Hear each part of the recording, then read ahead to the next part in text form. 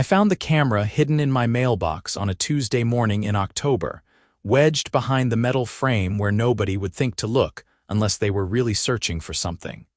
The discovery happened purely by accident. I had been trying to fix the mailbox door that kept sticking, and when I pulled the whole front panel off to check the hinges, there it was. A tiny wireless camera, no bigger than a button, with a blinking red LED that had been carefully covered with black electrical tape. My hands started shaking as I held it, turning it over to see the serial number etched into the plastic casing. This was not some cheap toy.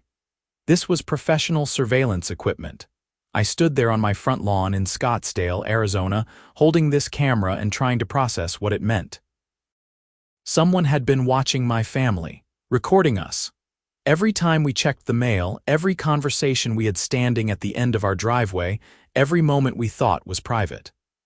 My wife Sarah, my two kids Emma and Jake, all of us had been under surveillance without knowing it.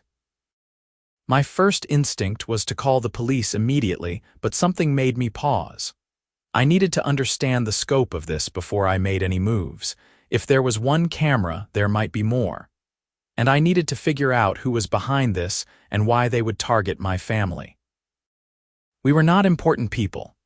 I worked as an IT consultant, Sarah was a teacher, and we lived a pretty boring suburban life in the Copper Ridge community. We paid our bills, mowed our lawn, and kept to ourselves mostly. I put the camera in my pocket and walked back inside, my mind racing through possibilities. The mailbox was on the edge of our property, technically visible to anyone walking by, but you would need to get pretty close to install something like this. It would take time and planning. This was not a random act. Sarah was in the kitchen making lunch when I walked in. She took one look at my face and immediately knew something was wrong. "What happened?" she asked, putting down the sandwich she was making. I pulled out the camera and set it on the counter between us. "I found this in our mailbox. Someone has been recording us." Her face went pale. She picked up the camera, examining it like it might bite her. "Are you serious? How long has this been there?" "I have no idea. Could be days, could be months." I ran my hand through my hair, feeling the weight of violation settling over me. "I need to check the rest of the property. If there is one, there might be more." We spent the next 2 hours searching every inch of our yard, our porch, our garage. I checked under eaves, inside light fixtures, behind outdoor electrical outlets. Sarah went through the bushes near our windows while I climbed a ladder to inspect the roofline. We found 2 more cameras. One was tucked into the decorative trim above our front door, angled to capture everyone who came and went from our house. The other was hidden in a fake rock near our back patio, pointed directly at the sliding glass door where we spent most of our evenings as a family. 3 cameras. 3 separate vantage points covering our home. This was not paranoia or coincidence. This was systematic surveillance. Sarah sat down on the back patio steps, hugging herself despite the Arizona heat. Who would do this? Why would anyone care about us? I had been thinking about that question since I found the first camera. We did not have enemies. We were not involved in anything controversial or illegal. The only people who paid any attention to our daily lives were our neighbors, and most of them were friendly enough. Except for one group that had been increasingly present in our lives over the past year. The HOA. Copper Ridge had a homeowners association that was supposed to maintain common areas and enforce basic community standards. When we moved in 5 years ago, the HOA was pretty hands-off. Monthly meetings were sparsely attended, and the board mostly dealt with pool maintenance and landscaping contracts. But about 18 months ago, things changed. A new board was elected, led by a woman named Patricia Drummond, who seemed to view the HOA presidency as her personal fiefdom. Patricia was exactly what you would picture when someone says, HOA Karen. She was in her early 50s with an asymmetrical blonde haircut that she probably paid too much for, and she wore athleisure outfits that cost more than my monthly car payment. She drove a white Mercedes SUV with a Live, Laugh, Love sticker on the back, and she had opinions about everything. loud opinions that she shared frequently and without invitation. Over the past year, Patricia and her board had become increasingly aggressive about enforcement. They sent violation notices for lawns that were a quarter-inch too tall, paint colors that were not on the approved list, and decorations that did not meet community standards. My family had received our share of notices. We got dinged for leaving our trash cans visible from the street on a non-collection day, for having a small oil stain on our driveway, and for hanging Christmas lights 2 days before the approved December 1st start date. Each violation came with a fine. $25 here, $50 there. We paid them to avoid conflict, but it felt like harassment. Other families in the neighborhood felt the same way. Patricia seemed to take pleasure in finding violations and issuing citations. She walked the neighborhood with a clipboard and a camera, documenting every minor infraction like she was building legal cases. But would she go so far as to install surveillance cameras on private property? That seemed extreme even for her. Installing cameras without consent was illegal. It was a serious crime, not just an HOA power trip. Surely she would not risk that. Then again, I thought about how obsessive Patricia had become about the neighborhood. At the last HOA meeting, she had proposed installing cameras at every entrance to the community to monitor who was coming and going. Several residents objected, saying it felt like living in a police state. Patricia had gotten visibly angry, saying that people who objected to surveillance must have something to hide. The proposal was voted down, but Patricia had made it clear she was not happy about it. Maybe she decided to implement her own surveillance program anyway. I explained my theory to Sarah, and she listened with growing concern. "You think Patricia would break the law just to catch HOA violations? That is insane." "I know it sounds insane," I said, "but think about it. Who else would care enough about our daily activities to set up cameras? And who has been targeting our family specifically with violation notices?" Sarah nodded slowly. She did seem really interested in us at the last meeting. Remember when she asked pointed questions about our landscaping plans? I remembered. Patricia had cornered us after the meeting, asking intrusive questions about whether we planned to repaint our house, what kind of plants we were going to put in the front yard, and whether we had properly permitted our backyard patio cover. At the time, I thought she was just being nosy. Now it seemed more sinister. "We need proof before we accuse anyone," I said. "Let me see what I can find out about these cameras." I took the 3 cameras into my home office and examined them more carefully. They were all the same model, a mid-range wireless surveillance camera that retailed for about $200 each. They had built-in batteries that could last several months, and they connected to Wi-Fi networks to transmit footage. I booted up my laptop and did some research on the specific model. According to the manufacturer specifications, these cameras created their own wireless network if they could not connect to an existing one. That meant whoever installed them either had our Wi-Fi password, which seemed unlikely, or the cameras were transmitting footage over their own network to a nearby receiver. The range on these models was about 300 feet in optimal conditions. I grabbed my Wi-Fi analyzer tool, something I used for work occasionally, and started scanning for nearby wireless signals. Our neighborhood had the usual collection of home networks, most of them password protected. But as I walked around our property with the analyzer, I picked up 3 additional signals that were using the same naming convention. They showed up as CAM, followed by a string of numbers matching the serial numbers on the cameras I had found. The signals were strong, meaning the receiver was close by. I walked slowly around our yard, watching the signal strength indicator. It got stronger as I moved toward the front of our house, peaked when I was near the street, and then started to decrease as I walked past our property line. I turned around and walked the other direction, trying to triangulate where the receiver might be located. The strongest signal came from the direction of the house directly across the street. Number 247 Copper Ridge Drive. Patricia Drummond's house. I stood on our front lawn, staring at Patricia's perfectly manicured yard with its matching topiary bushes and seasonal flag display. The cameras were transmitting footage directly to her house. She was watching us, recording us, documenting our lives like we were animals in a zoo. The violation I felt earlier turned into anger. This was not just creepy. This was criminal. In Arizona, it is illegal to record someone on their private property without consent. It is also illegal to place surveillance equipment on someone else's property. Patricia had broken multiple laws, and she had done it deliberately and systematically. But I needed more evidence before I went to the police. I needed to prove that Patricia was receiving the camera feeds and that she was doing this to multiple families, not just mine. If this was a pattern of behavior, it would make the case much stronger. I spent the rest of the afternoon thinking through my options. I could confront Patricia directly, but that would just give her a chance to destroy evidence and claim innocence.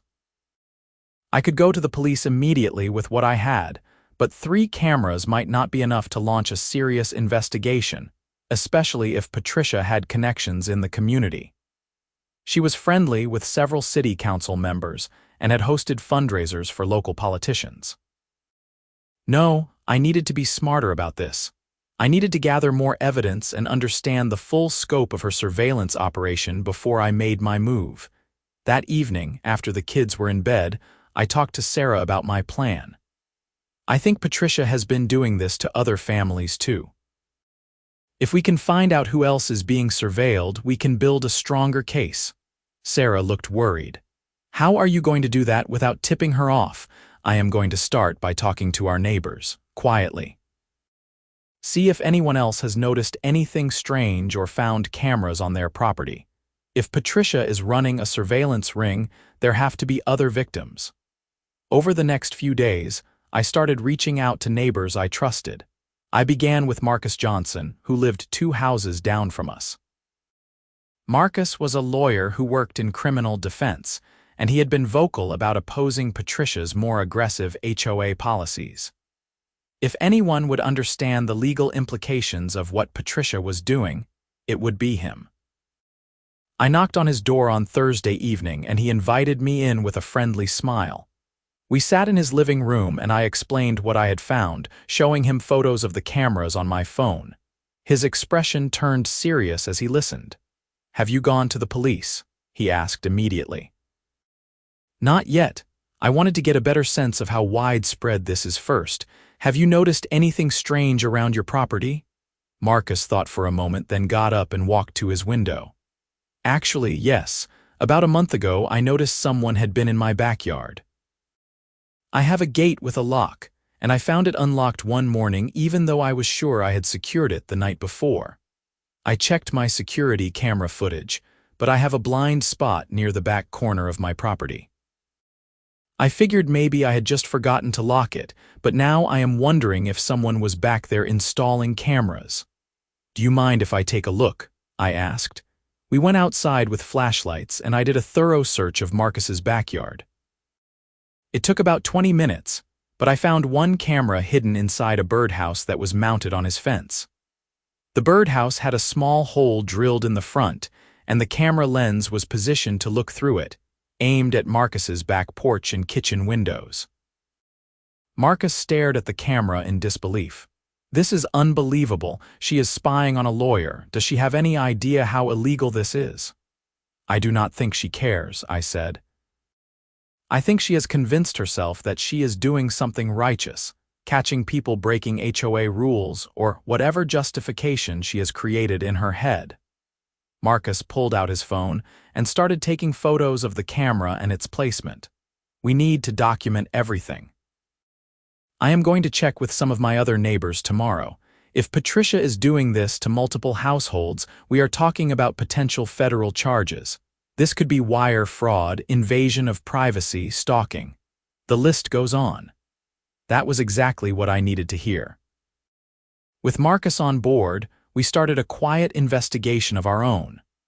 We identified about a dozen families in the neighborhood who had been targeted most heavily by Patricia's HOA enforcement and started checking their properties. By the end of the week, we had found cameras at 7 different houses. Each one was carefully hidden, each one was aimed at private areas of people's homes, and each one was transmitting to the same network receiver located at Patricia's house. The scope of her surveillance operation was staggering. She had essentially been running her own private spy network throughout the entire neighborhood. We documented everything meticulously. Photos of each camera, its location, the surrounding area. We noted the serial numbers and verified that all the cameras were the same model purchased from the same manufacturer. Marcus used his legal contacts to research Arizona state law and federal regulations regarding unauthorized surveillance, and he compiled a detailed brief outlining the various crimes Patricia had committed. The list was extensive. Criminal trespass for entering private property without permission, wiretapping and electronic surveillance laws, violation of privacy rights, potential stalking charges. If we could prove she had used any of the footage to intimidate or harass homeowners, there could be additional charges related to extortion or blackmail. But we still needed to connect Patricia directly to the cameras. We knew the feeds were going to her house, but we needed proof that she was the one who installed them and that she was actively monitoring the footage. That meant we needed to gather more information before we went to the authorities. I spent hours researching Patricia's background, trying to understand what would drive someone to such extreme behavior. I found out that before moving to Scottsdale, she had lived in Nevada, where she had been president of another HOA. I managed to find some archived news articles from Las Vegas newspapers mentioning a lawsuit against that HOA for harassment and overreach. Patricia's name came up several times in the articles, though the case had apparently been settled out of court with a non-disclosure agreement. It seemed Patricia had a history of taking HOA enforcement to excessive lengths. Our neighborhood was not an isolated incident. This was a pattern. I also discovered that Patricia had purchased the surveillance cameras through her personal Amazon account about 8 months ago. I found this out through a neighbor who worked in package delivery and remembered dropping off multiple boxes to Patricia's house around that time. The boxes had been labeled as coming from a security equipment supplier, which had struck him as odd since Patricia already had a professional security system installed on her house. Armed with this information, Marcus and I decided it was time to bring in law enforcement. But we wanted to make sure we went to the right agency. Local police might be hesitant to move against someone with Patricia's community connections. We needed someone who would take this seriously and conduct a thorough investigation. Marcus suggested we contact the FBI. "This crosses into federal territory," he explained. "She is conducting electronic surveillance across multiple properties, potentially using the footage for extortion or intimidation. The FBI has jurisdiction over those kinds of crimes, and they will not care about Patricia's local political connections." On a Monday morning in early November, we walked into the FBI field office in Phoenix and requested a meeting with someone who handled cybercrimes and privacy violations. We were directed to Special Agent Jennifer Gonzalez, a woman in her late 30s who specialized in electronic surveillance cases. We sat in her office and presented everything we had gathered over the past 2 weeks. The cameras, the documentation, the photos, the timeline of Patricia's HOA enforcement, the background research showing her history of aggressive behavior. Agent Gonzalez listened carefully, taking notes and asking occasional questions. When we finished, she sat back in her chair and studied the materials we had brought. "This is substantial," she said finally. "You have done very thorough work documenting this. The question is whether this rises to the level of federal jurisdiction or if it should be handled by state and local authorities." "What determines federal jurisdiction?" I asked. "A few factors. The scope and scale of the surveillance, whether it crosses state lines in any way, whether there is evidence of organized criminal activity or a pattern of behavior that suggests ongoing criminal enterprise.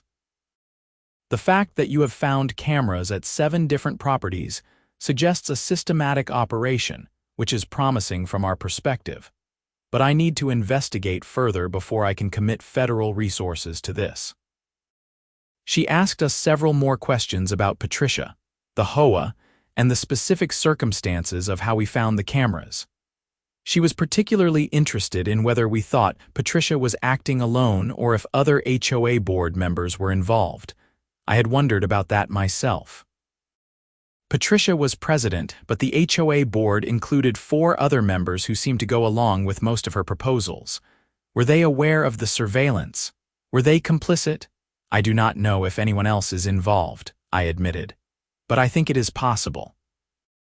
The other board members have been very supportive of Patricia's aggressive enforcement policies. Agent Gonzalez nodded. We will look into that. For now, I want you to leave everything with me. Do not confront Patricia or anyone else on the HOA board. Do not tell anyone outside your immediate circle about this investigation. If this is as serious as it appears, I do not want to give her any opportunity to destroy evidence or flee. We agreed and left the FBI office feeling both relieved and anxious. We had set something in motion that we could not stop now. All we could do was wait and see what the investigation turned up. Agent Gonzalez moved quickly.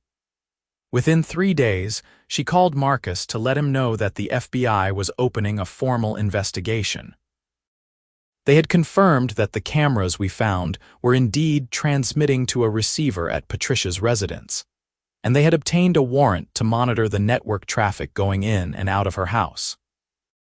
They were also looking into Patricia's financial records to track the camera purchases and see if there were any other suspicious expenses that might indicate additional surveillance equipment. The FBI investigation took about 6 weeks. During that time, Agent Gonzalez kept us updated on major developments while keeping most of the operational details confidential. We learned that Patricia had installed cameras at a total of 15 different properties throughout Copper Ridge, far more than we had initially discovered. Some of the cameras had been in place for over a year, quietly recording families without their knowledge. The FBI also discovered that Patricia had been keeping detailed logs of what she observed on the camera feeds. She had notebooks filled with notes about residents' activities, visitors to their homes, what time people came and went, and any behavior she deemed suspicious or violation-worthy. It was obsessive and disturbing. She had essentially been running a surveillance state within our small suburban neighborhood. What pushed the case into clearly criminal territory was evidence that Patricia had been using the surveillance footage to intimidate residents. The FBI found emails she had sent to several homeowners that included vague threats about being watched and having evidence of violations.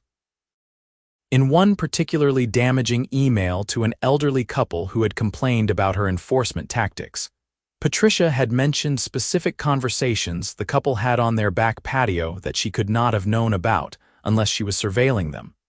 That was a smoking gun. She had essentially admitted to the surveillance and used it to intimidate people into compliance. The FBI also discovered that 2 other HOA board members were aware of the cameras. Vice President Sharon Mills and Treasurer Robert Chen had both known about Patricia's surveillance operation and had said nothing. In fact, Sharon had helped Patricia compile lists of properties to target based on past HOA violations. While they had not personally installed any cameras, their knowledge and tacit support made them accessories to the crimes.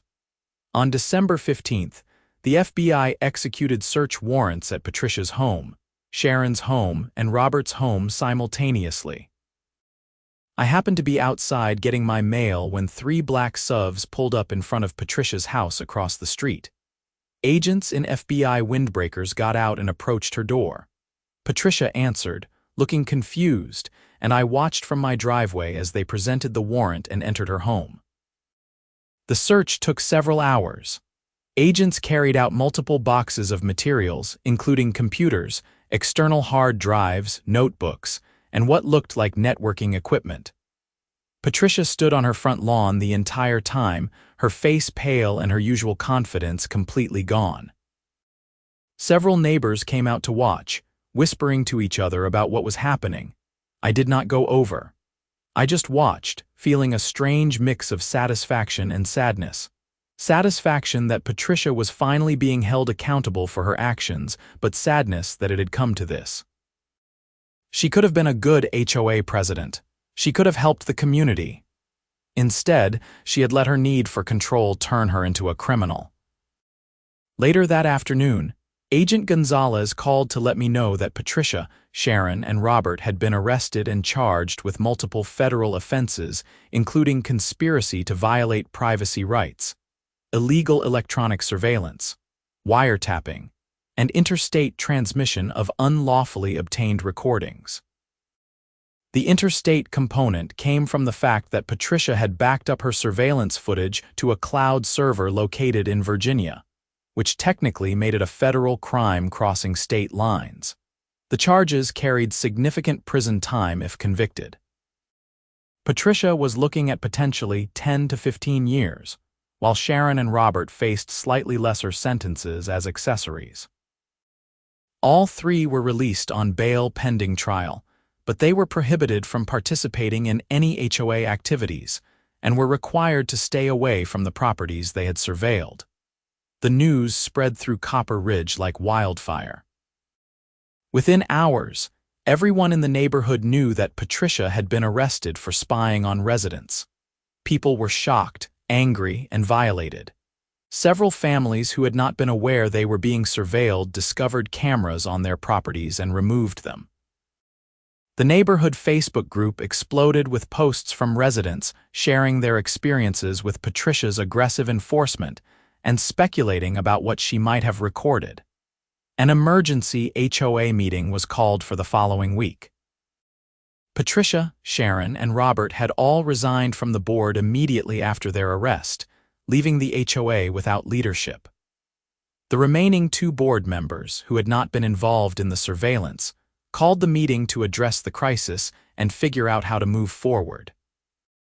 The meeting was held in the community center, and it was standing room only. Nearly every household sent at least one representative. People were furious. They wanted answers about how this had been allowed to happen, what would be done to prevent it in the future, and how the HOA would address the damage that had been done. I attended with Sarah, and we sat near the back, not wanting to draw attention to ourselves. But Marcus, who had been instrumental in the investigation, stood up during the public comment period and gave an impassioned speech about the need for transparency and accountability in HOA governance. What happened here was not just a violation of our privacy, he said. It was a betrayal of trust. We elect board members to serve our community, not to spy on us. We need to completely overhaul how this HOA operates, with clear checks and balances to prevent anyone from ever abusing their power like this again. The room erupted in applause. Other residents stood up to share their own experiences with Patricia's harassment. One woman talked about how Patricia had sent her threatening emails about her Christmas decorations. A man described how Patricia had shown up at his house unannounced to inspect his backyard. A young couple talked about feeling constantly watched and judged, never knowing that they actually were being watched. By the end of the meeting, the remaining board members agreed to several major changes. The HOA would be restructured with term limits for all board positions. All enforcement decisions would require approval from multiple board members, not just the president. The HOA would hire an independent management company to handle day-to-day operations, removing the opportunity for individual board members to exercise unchecked power. And most importantly, the HOA would adopt a strict privacy policy prohibiting any form of surveillance of private property. The changes were voted on and approved unanimously. It felt like a new beginning for Copper Ridge, a chance to rebuild trust and create the kind of community we had all hoped to live in when we moved here. Patricia's trial took place the following spring. Sarah and I attended several days of the proceedings, wanting to see justice served. The prosecution presented overwhelming evidence of Patricia's surveillance operation, including the cameras themselves, the footage she had recorded, her detailed logs, and the intimidating emails she had sent. Expert witnesses testified about the scope of the privacy violations and the psychological harm caused by being unknowingly surveilled. Patricia's defense attorney tried to argue that she had believed she was acting within her authority as HOA president, that she was simply trying to enforce community standards. But the argument fell flat. There was no credible interpretation of HOA authority that included installing hidden cameras on private property and recording people without their consent. The jury deliberated for less than 4 hours before returning guilty verdicts on all counts. Patricia was sentenced to 12 years in federal prison. Sharon received 6 years, and Robert received 5.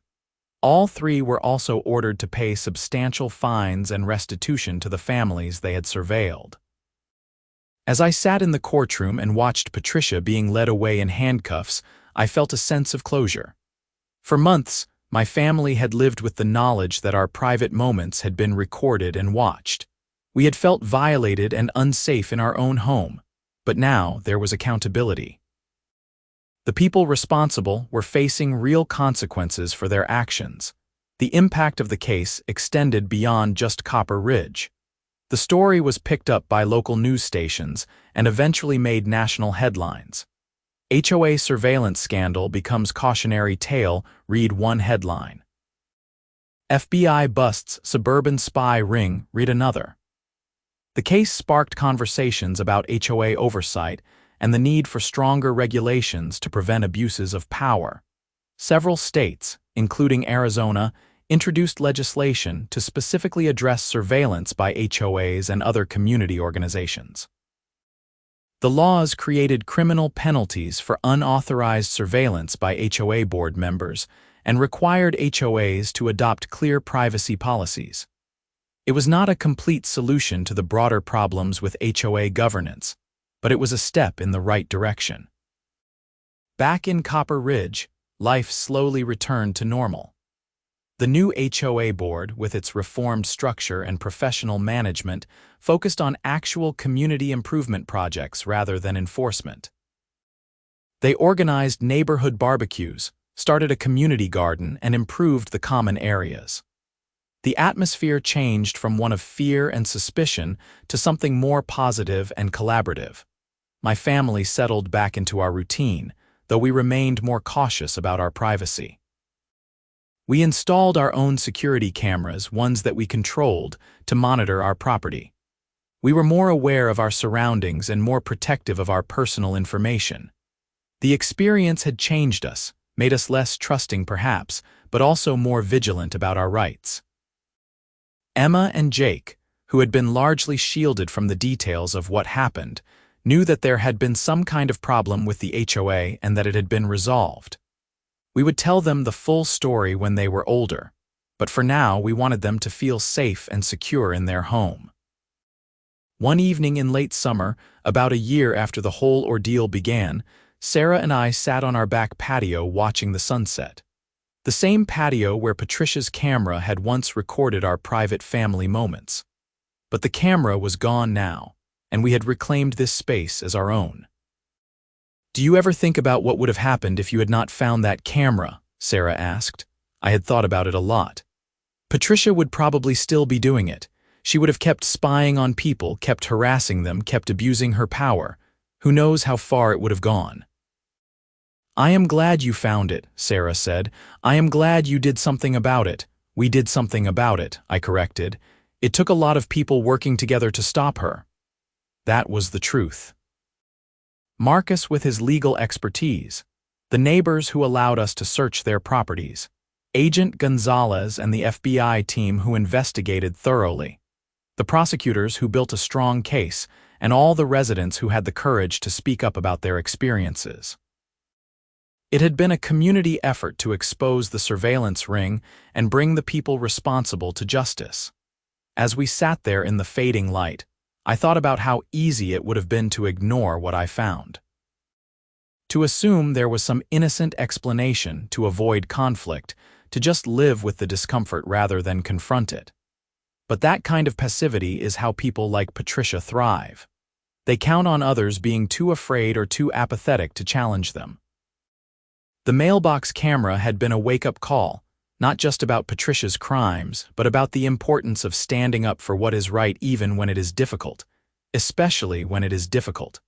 Because if we do not protect our own rights and our own communities, who will? The following months brought even more revelations about the depth of Patricia's obsession with control. During the discovery phase of additional civil lawsuits filed by surveilled families, it came out that Patricia had been recording audio as well as video. Several of the cameras had been equipped with sensitive microphones capable of picking up conversations from surprising distances. She had recorded private family discussions, arguments between spouses, phone calls conducted in backyards, and countless other intimate moments that should never have been captured. The audio recordings were particularly damaging because they revealed Patricia's true motivations. In several instances, she had recorded herself watching the footage and making comments to Sharon and Robert. The recordings captured Patricia laughing at residents' personal struggles, mocking their appearances and behaviors, and strategizing about how to use the information she gathered to manipulate HOA votes and decisions. In one particularly disturbing recording played during a civil deposition, Patricia could be heard saying, "Once we have enough dirt on everyone, nobody will dare vote against us. They will all fall in line." It was clear that the surveillance was not really about enforcing HOA rules. It was about power and control, about creating a system where Patricia and her inner circle could dominate the neighborhood through fear and intimidation.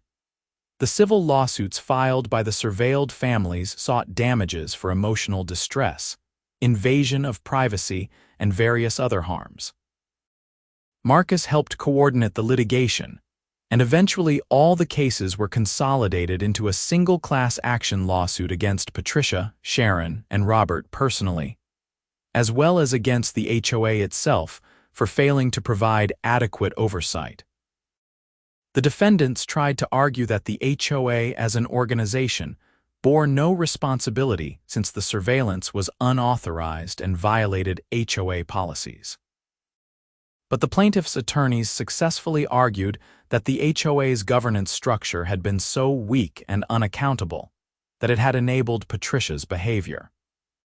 The lack of transparency, the concentration of power in the president's office, and the absence of any meaningful checks and balances had created an environment where abuse was almost inevitable.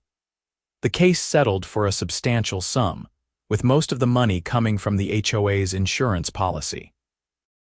Patricia, Sharon, and Robert were also required to pay significant amounts from their personal assets. For Patricia, this meant losing her house in Copper Ridge and most of her savings. It was a financial devastation on top of her prison sentence.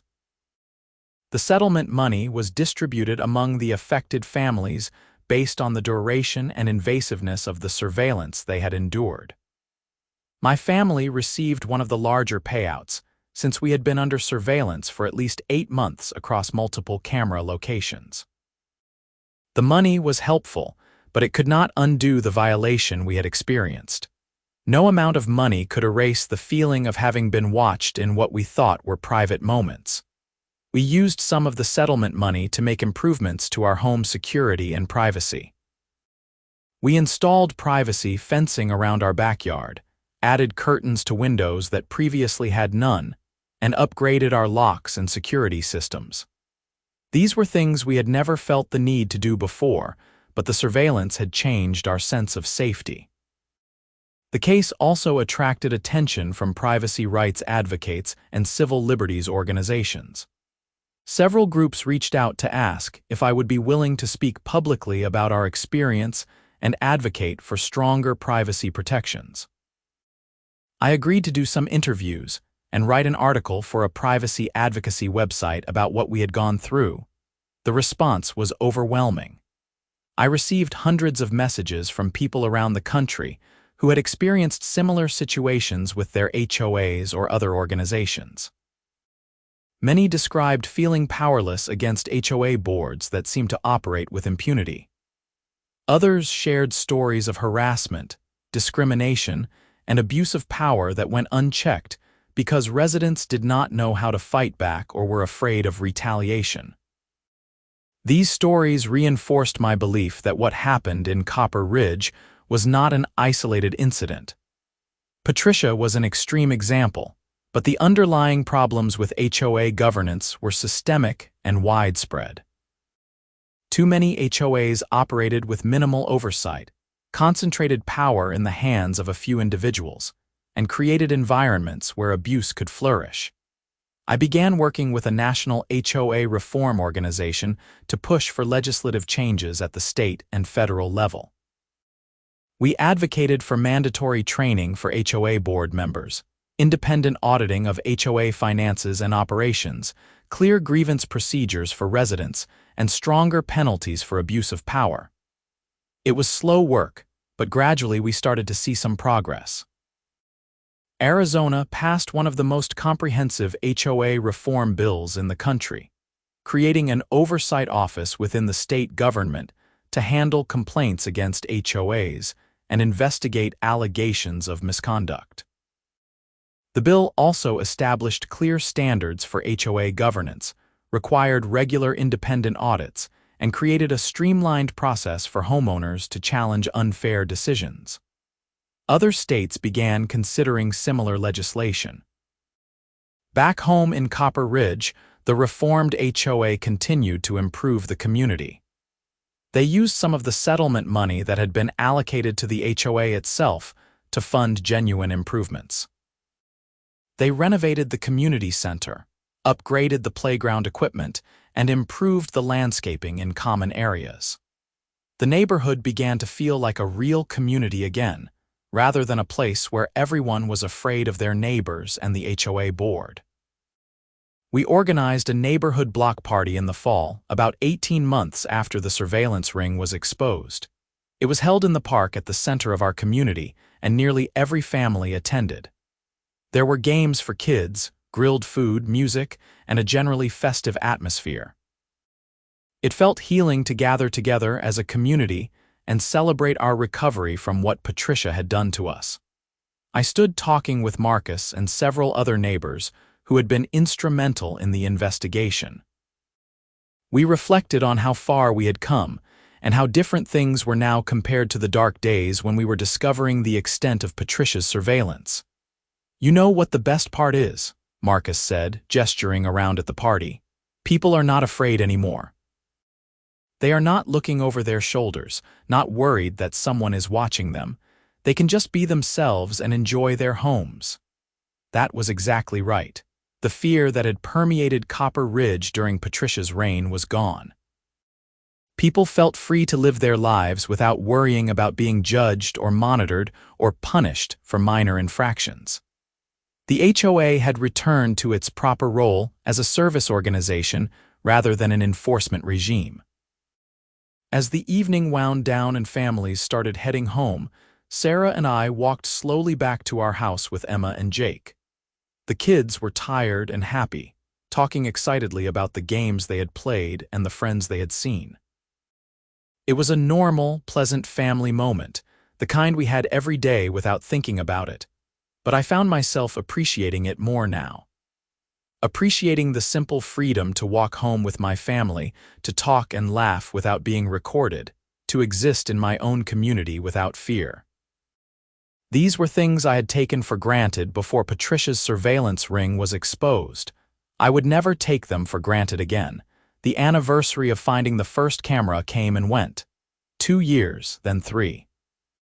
The case faded from the news cycle, though it remained a touchstone in discussions about privacy rights and HOA reform. Patricia remained in federal prison, serving her sentence.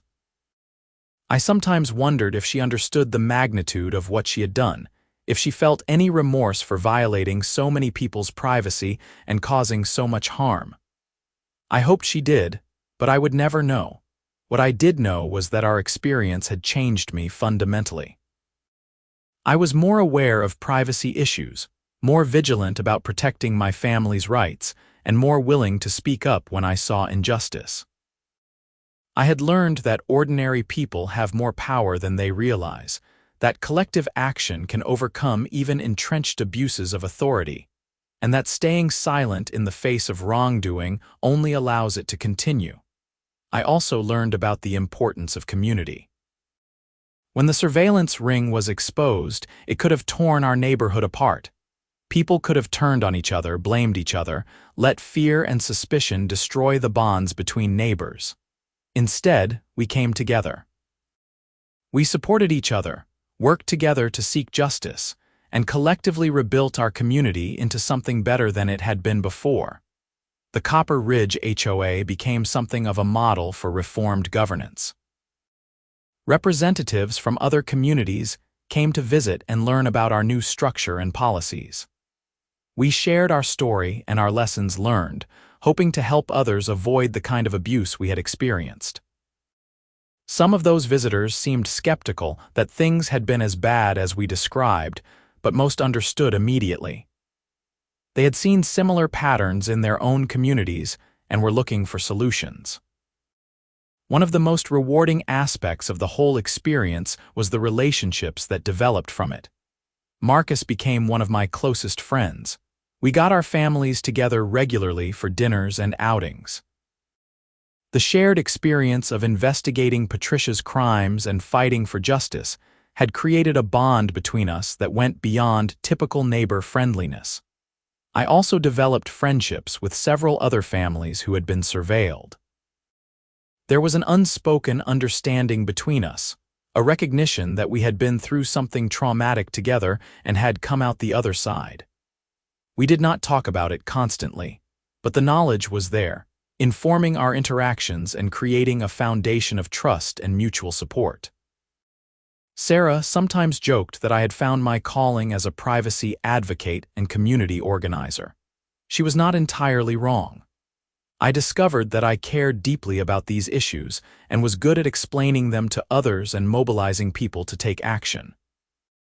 I continued to work with reform organizations, give talks about our experience, and push for better protections for homeowners against HOA abuses. But I never lost sight of why I had started down this path. It was not about becoming an activist or making a name for myself. It was about protecting my family and ensuring that what happened to us would not happen to others.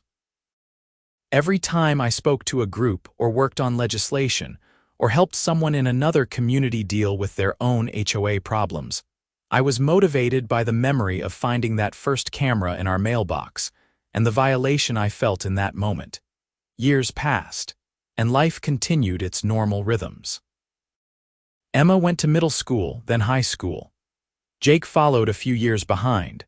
Sarah got promoted to assistant principal at her school. I took on new consulting clients and continued my advocacy work on the side. We talked about maybe moving someday, finding a place without an HOA where we would not have to worry about governance issues or community politics. But we stayed in Copper Ridge. Despite everything that had happened, it was home. The community had been tested and had emerged stronger. The relationships we had built were meaningful and valuable. And there was something satisfying about living in the neighborhood where we had fought for justice, and one where the reforms we had pushed for were actually working. The house across the street, Patricia's former home, went through several owners. Each time it went on the market, the listing agent had to disclose what had happened there, that it had been the center of an illegal surveillance operation. Some buyers were scared off by the history, but eventually a young family bought it and moved in. They were nice people, completely different from Patricia. They became part of the community, contributing positively and never showing any inclination toward the kind of controlling behavior that had defined their predecessor. Sometimes, I would look at that house and think about everything that had unfolded. About Patricia sitting in there, watching her monitors, recording her neighbors, convinced she was doing the right thing. About the moment we discovered what she was doing and made the decision to fight back. About the investigation, the arrests, the trial, the reforms that followed. It seemed almost unbelievable now, like something from a movie rather than real life. But it had been real. The cameras had been real. The violation had been real.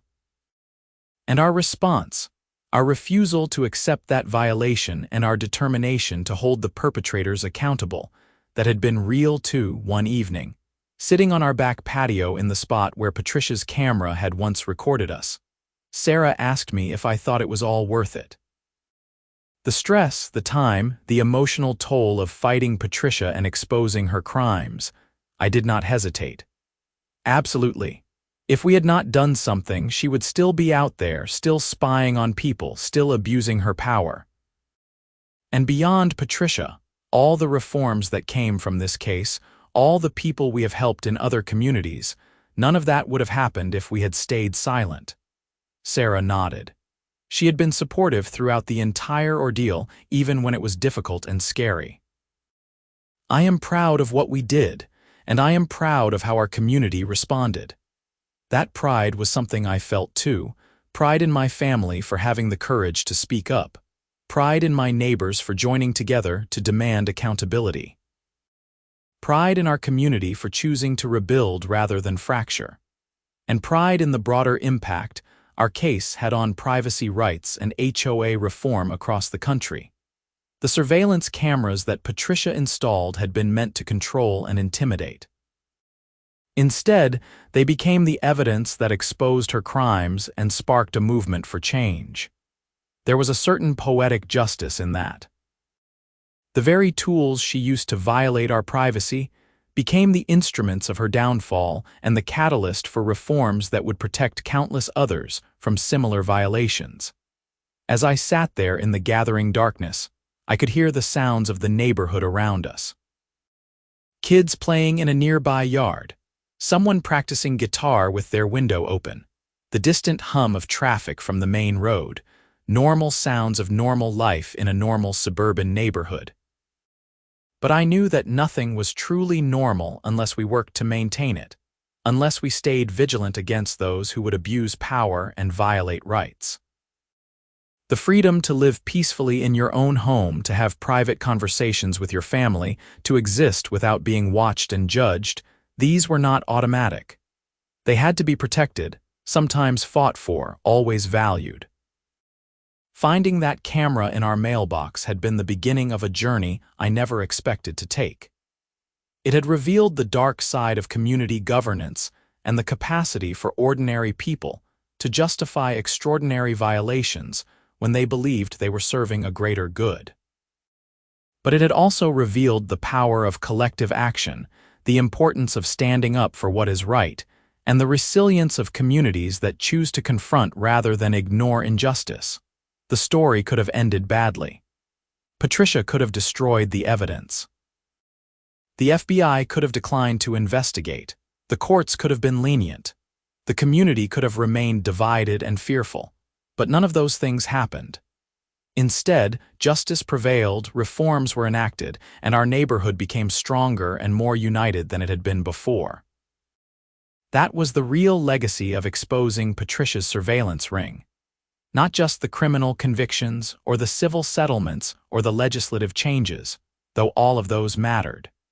The real legacy was proving that ordinary people in an ordinary suburb could confront abuse of power and win. That you did not have to accept being victimized or surveilled or controlled. That communities could heal and reform and become better versions of themselves. As the years continued to pass and the immediate trauma of the surveillance faded into memory, those lessons remained. They informed how I lived, how I engaged with my community, how I thought about rights and responsibilities. They shaped my children's understanding of justice and accountability as we gradually shared more of the story with them as they got older. Emma, now in high school, had become interested in studying law. partly inspired by what she had learned about our experience and Marcus's work on the case. Jake had developed a keen interest in cybersecurity and privacy technology, seeing it as a way to protect people from the kind of violations our family had suffered. In their own ways, our children were carrying forward the lessons learned from those difficult months when we discovered and fought Patricia's surveillance operation.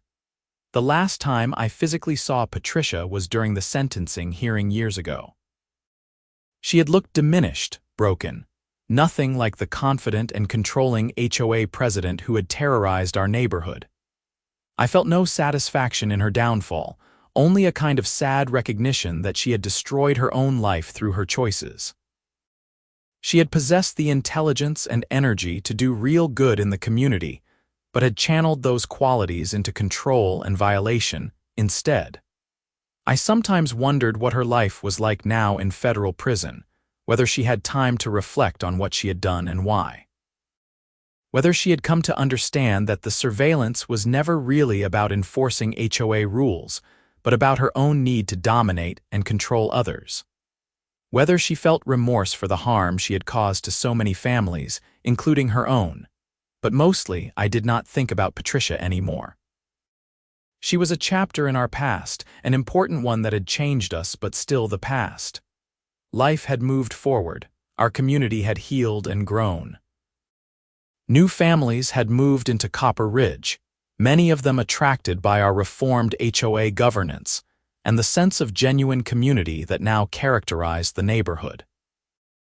The story of the surveillance ring had become part of Copper Ridge's history, something longtime residents mentioned when explaining how the community worked and why our HOA was structured the way it was.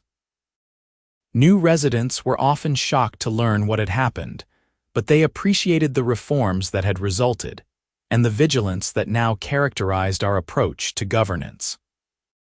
As I finish reflecting on everything that happened, sitting in my home office where I first examined those cameras years ago, I feel a deep sense of gratitude. Gratitude that we found the cameras before even more damage was done. Gratitude for the friends and neighbors who stood with us in seeking justice. Gratitude for law enforcement officials who took our case seriously and investigated thoroughly. Gratitude for a legal system that, despite its flaws, ultimately held Patricia and her accomplices accountable. Most of all, I feel gratitude for the opportunity to have made a difference, to have fought against injustice and won, to have helped create positive change that extended far beyond our small neighborhood in Scottsdale. Not everyone gets that chance. Many people live their entire lives without facing a moment where they must choose between staying silent and speaking up, between accepting violation and fighting back. I did not choose to find those cameras or to have my family surveilled, but I did choose what to do about it. And that choice, amplified by the choices of many others who joined the fight for accountability and reform, changed lives and protected rights, and proved that ordinary people working together can overcome even systematic abuses of power. That is the story I will tell my grandchildren someday. Not just about the scary part, about being spied on and having our privacy violated, but about what came after, about investigation and evidence gathering and working with law enforcement, about communities coming together and demanding better, about justice being served and reforms being enacted, about healing and rebuilding and emerging stronger than before. It is a story about American suburban life in the 21st century, about the peculiar problems that arise in HOA-governed communities, and about the eternal human struggle between those who seek to control others and those who resist that control. But ultimately, it is a story about hope, about the possibility of change, about the power we all possess to protect our rights and our communities if we are willing to stand up and fight for them. The cameras are long gone now, removed and destroyed as evidence after the trials concluded. The receiver equipment taken from Patricia's house was similarly disposed of. All the footage she recorded was deleted under court order, though the knowledge that it existed can never be erased from our memories. The physical evidence of the surveillance may be gone, but the impact remains in the reforms enacted, the awareness raised, the lives changed. And sometimes, on quiet evenings when I am getting the mail or working in the yard or sitting on our patio, I think about that Tuesday morning in October when I found the first camera. I think about how easily I could have missed it, how different everything would be if I had not decided to fix that sticky mailbox door. It was such a small, random thing, but it changed everything. Life often turns on such moments, on small choices and accidental discoveries that lead to consequences far beyond what we could imagine at the time. Finding that camera was one of those moments for me and my family. What started as a shocking discovery of privacy violation became a journey through investigation, legal action, community organizing, and ultimately meaningful reform. I would not wish the experience on anyone. The violation, the stress, the emotional toll of fighting back against someone who had systematically surveilled us, all of it was difficult in ways that linger even years later. But I also would not trade what came from it. The friendships forged, the changes enacted, the knowledge that we made our community and countless others safer and more just, these are things of lasting value. As darkness settles over Copper Ridge and lights come on in homes throughout the neighborhood, I feel at peace. Our community is whole again, healed from the wounds Patricia inflicted. The families who were surveilled have found closure through justice served and compensation received. The reforms we fought for are working, protecting current and future residents from similar abuses. The story that began with such violation has ended with accountability, reform, and renewal. And that is exactly how it should be. Wrong exposed becomes wrong, punished becomes system, reformed becomes community protected. It is not a perfect process, and it does not erase the original harm, but it is justice as much as justice can be achieved in an imperfect world. Sometimes that has to be enough. Sometimes that is more than enough. Sometimes that is everything.